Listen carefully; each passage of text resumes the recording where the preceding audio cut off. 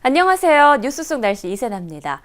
벌써 1년도 채 안 남았습니다. 기후변화 협약, 사막화 방지 협약과 함께 유엔의 3대 환경협약인 생물다양성 협약 총회가 내년 10월 강원도 평창에서 개최됩니다.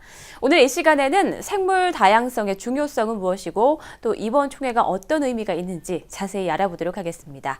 스튜디오에 환경운동연합 박창재 처장 나와 계십니다. 처장님 안녕하십니까? 네, 안녕하세요. 네. 기후변화나 사막화의 경우에는 어느 정도 그 심각성이 좀 느껴지는데요. 사실 이 생물 다양성에 대해서는 잘 와닿지가 않습니다. 자, 우선 생물 다양성 협약이 어떻게 시작되는지부터 좀 알려주시죠. 생물 다양성이 이제 상당히 어려운 말이죠. 이렇게 네. 와닿지가 않고 보고 느끼기가 어려워서 특히 좀 실감이 덜 나는데, 네.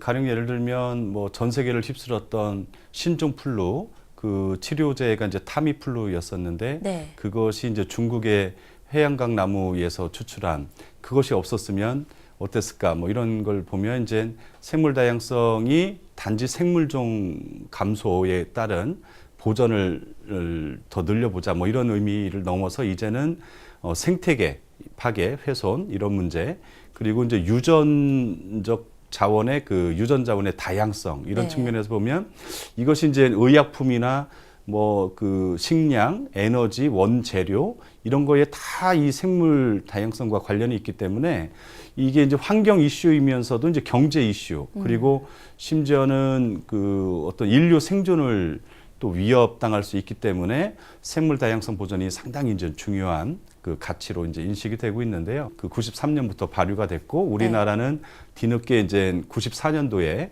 가입을 해서 지금까지 194개 나라가 현재 이 협약에 가입돼 있는 상황입니다. 네, 말씀 들어보니까 생물종 보존뿐 아니라 그 밖에 다양한 분야와도 관련이 있는 그런 협약인 거군요.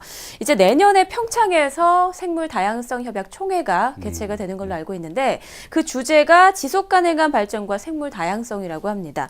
어떤 내용들이 좀 다뤄질까요? 일단 생물 다양성 협약의 이제 주된 목적이라든지 그 협약 내용이라고 하는 것이 각 나라별로 이제 생물 다양성 보존을 위해서 어떤 전략과 계획과 정책 지원을 할 거냐 네. 이런 로드맵 이행 계획까지 이제 밝혀야 되고 마땅히 이 협약이 매년 열리고 있습니다만 이제 국가 보고서를 제출해야 되고요.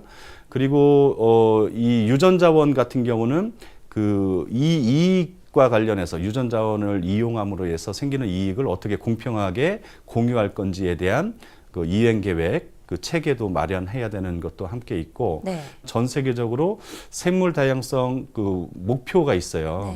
네. 2020년까지 우리가 전 세계적으로 다 노력을 해서 보호 지역을 지금보다 많이 확대하고 훼손된 생태계를 복원하자 하는 네. 이런 목표들을 점검하고 그리고 각 의정서나 협약에 있는 내용들을 어떻게 하면 이행할 건가 액션 계획을 좀 점검하면서 강제하고 결의하는 네. 이런 행사라고 보면 되겠습니다. 실생활과 밀접한 주제가 이제 유전자 변형식품인 GMO 네. 그리고 나고야 의정서 분야가 아닐까 싶은데요. 우선 이 GMO의 국가 간 이동 문제가 참 심각하다, 중요하다라고 말씀을 해주셨는데 어떤 노력이 좀 필요할까요, 국가 간에서? 예, 유전자 변형 생물체에 대해서 이제 많은 국민들이 이제 인식을 심각하게 하고 있어요. 네. 근데 이제 이것이 그 70년대에는 이제 미생물에 이제 한했었는데 이제 90년대 들어와서는 이제 콩이나 옥수수와 같이 그 식품 특히 이제 농산물로까지 국가 간 이동이 너무 활발하게 이루어지다 보니까 네.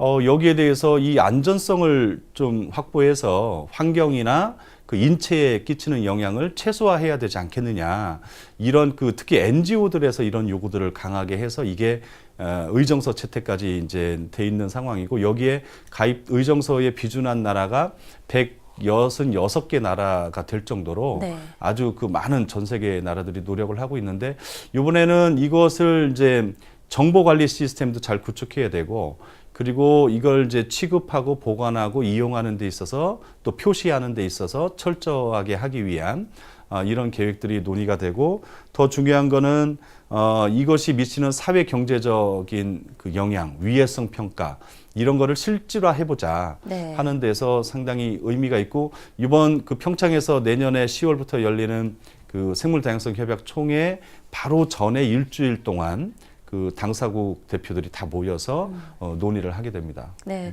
또 더불어서 말씀해 주신 이 나고야 의정서, 생물 자원을 활용하면서 생기는 이익을 공유하는 그런 내용을 담고 있다라고 말씀을 해주셨는데, 앞으로 또 화장품, 의약품의 원료가 되는 그 생물 자원의 국가 간 이동이 더 까다로워진다고요? 그렇죠. 이게 일단은 이제 개도국이라고 할 수 있는 자원 부국, 자원을 특히 아시아 지역 이런 데 보면 생물 자원이 상당히 풍부하거든요. 근데 이것을 선진국들이 다 가져가서는 그 수출을 하기도 하지만 가져가서는 그 이익을 계속 그 나누지 않고 있었던 거예요. 그래서 네. 이 이익을 공유해야 된다. 이런 주장하고, 또 하나는 기술 선진국들은 그러면 접근권을 보장해 줘라. 그래서 이 두 가지가 이제 반영이 돼서 나고야 의정서가 이제 채택이 되고 이제 발효를 앞두고 있는데, 네. 우리나라도 아직 비준을 안 했어요. 그래서 내년에 특히 당사국 총회 의장인 나라인데 네. 참 아직 체면이 말이 아닙니다만 네.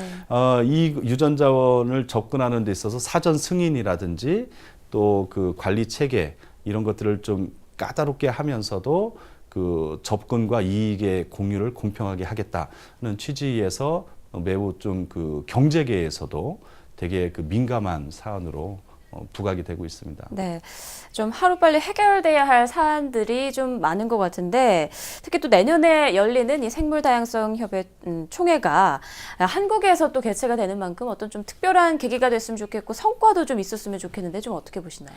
우리나라로서는 세계 모든 나라들이 같이 이제 생물다양성 협약, 종 보전을 하자, 그리고 그다음에 나고야 의정서나 그 바이오 안정성 의정서 얘도 우리도 이제 함께 하고 있기 때문에 할 거기 때문에 이제 그런 각국의 노력들 또 이행 점검도 해야겠지만, 우리나라로서도 놓고 보면 DMZ라든지 백두대간이라든지 국립공원을 비롯한 많은 보호지역, 네. 이런 그 생태계를 그 많이 이제 위협받고 있는, 또 잘 보존해야 되고 이용해야 되는 이런 거에 대한 좀 로드맵이라든지 보전 계획이 좀 그 국민들이 공감되고 감동할 수 있을 정도로 좀 나왔으면 좋겠어요. 지금까지는 온통 DMZ를 개발하겠다, 백두대간의 훼손을 그냥 방치하다시피 하고, 국립공원도 보면 보전 중심이라기보다는 이용 중심으로 하고 있고, 네. 설악산 같은 경우 1년에 300만 이상이 가서 다 파헤치는 형국이다 보니까요. 그래서 이번 계기에 우리 국민들도 생물 다양성에 대한 인식 증진의 계기로도 삼아야 되겠지만, 네. DMZ나 보호지역, 그 다음에 이제 백두대간 같은 이런 우리나라 종 다양성의 보고라고 할 수 있는 곳에 대한 보전 전략이나 정책 지원, 이런 것을 좀 활성화하는 네. 그런 계기로 삼기를 바라고 있죠. 네, 정말 의장국인 만큼 좀 생물 다양성에 대해서 좀 앞장서고 또 좀 말씀하신 것처럼 활성화되는 그런 모습을 보여야 될 것 같습니다. 네, 오늘 말씀 고맙습니다. 네, 고맙습니다. 지금까지 11차례에 걸쳐서 생물 다양성 협약이 개최됐습니다. 하지만 선진국과 개도국의 입장 차이를 크게 좁히지 못한 상황인데요. 매일 70여 종의 동식물이 멸종되고 있다고 합니다. 과학자들은 이대로 상황이 계속된다면 50년 후에는 전체 동식물의 4분의 1이 지구상에서 사라질 것이라고 경고하고 있습니다. 이번 협약을 통해서 생산적이고 또 바람직한 결론이 났으면 하는 바람입니다. 뉴스 속 날씨 오늘 준비한 내용은 여기까지입니다. 시청해주신 여러분 고맙습니다.